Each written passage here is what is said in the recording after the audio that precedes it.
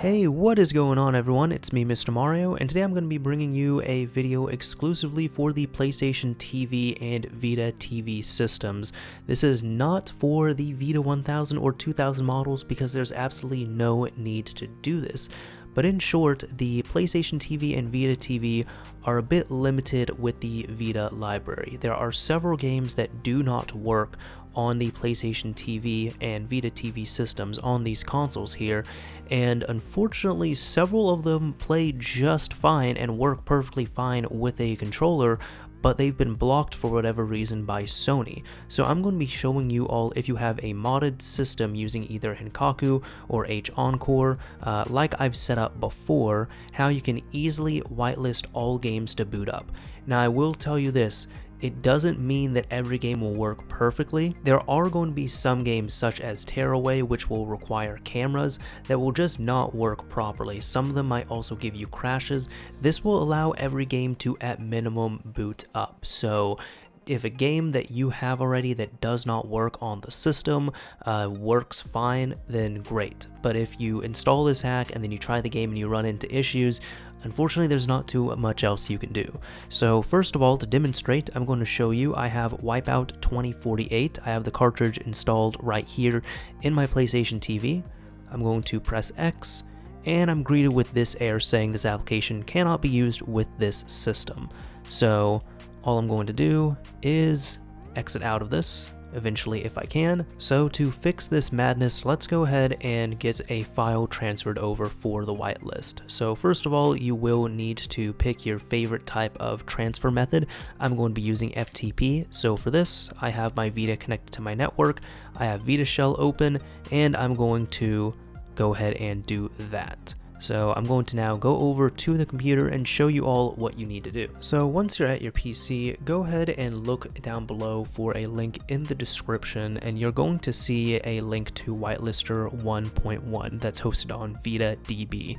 So I'm linking this one because it's easy enough to use here, but there are a few options. So for example, if you go here and look up whitelist, you have Moon Whitelister, Whitelister, and Anti-Blacklist. And this one looks to be a bit more robust if you want more detail and such. As you can see, this has a version 1 and a version 2 patch, and they both do a few different things. To make this easy though, I'm just going to be doing the regular one. So I'm going to do Whitelister 1.1, but it's up to you what you want to use. So when you come here, go ahead and download the VPK file. If you're going to be using FTP, make sure you connect over to your Vita's FTP server that it's running, and now go into UX0, go to wherever you want to install a VPK, such as right here. I have a VPK folder that I made, and then transfer over the Whitelister VPK. And that's it. It's barely any size, so it doesn't take all that much space.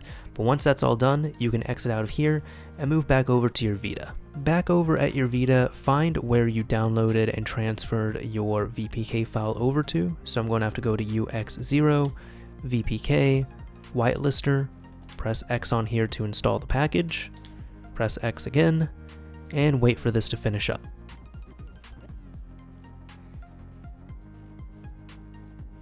Once that's all done, exit out of here, and go back to your applications. And as you can see, there's a new application called Whitelist. So all you need to do is start this. It looks like it's going to bug out, but that's literally all it does. So now let's go ahead and launch Wipeout. And check it out, it's not crashing. I'll even get to one of the menus and show you this further. But yeah, that is literally all you need to do. That's also why I like the Whitelister app, because it is so simple doing that.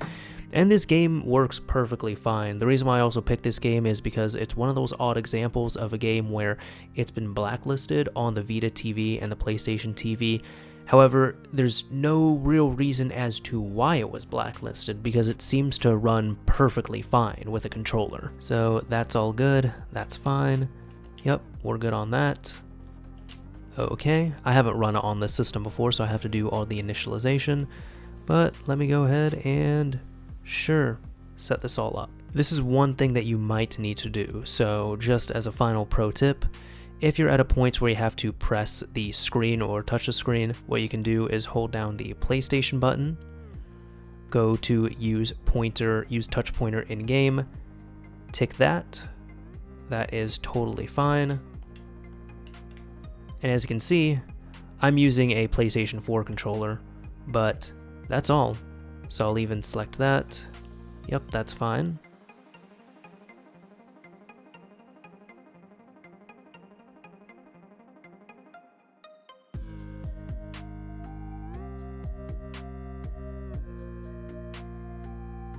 So as you can see, let's see it fully loaded. It took a while. Let's go over there.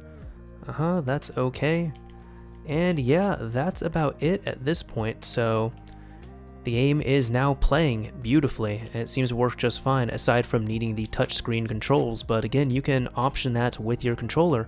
So that is all you need. As for the Whitelister app, if you want to remove it, you can, because there's not really too much else you can do with it at this point. But yeah, that's all it is. You just open it, you run the patch, and it's done.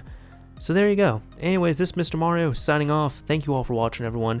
If you enjoyed this video, a like would absolutely be appreciated, and if you didn't like it, a dislike is fine as well too. But have fun booting up every game you can on your PlayStation TV or Vita TV.